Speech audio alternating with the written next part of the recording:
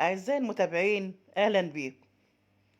شعور صعب إنك ما تبقاش عارف أنت عايز إيه، وفي نفس الوقت لازم تختار. من الحاجات اللي ما ينفعش تهرب منها إنك لازم هتختار. حتى هروبك من القرار اختيار. حاجة من اتنين: يا بتسيب نفسك في الدنيا حواليك بتفرض عليك اختيارات، يا بتدخل في دايرة تفكير وحيرة ولخبطة، وتقرر في النهاية قرار انت مش ضامن انه صح ولا غلط، مناسب ولا لا، هيريحك بعدين ولا هتندم عليه. لو ده حالنا في كل قرار فده مؤلم، مش متناسب مع قدراتنا نفضل في الدايرة دي طول الوقت.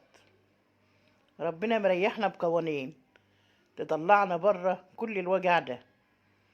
وشاورهم في الأمر فإذا عزمت فتوكل على الله، إن الله يحب المتوكلين. المشورة والعزم والتوكل: استشير وخد بالأسباب، وابدأ امشي في خطوات القرار وانت متوكل، يعني حاسس ومتأكد انك مش لوحدك. ساعتها القرار هينور لوحده من غير حيرة ولا ندم.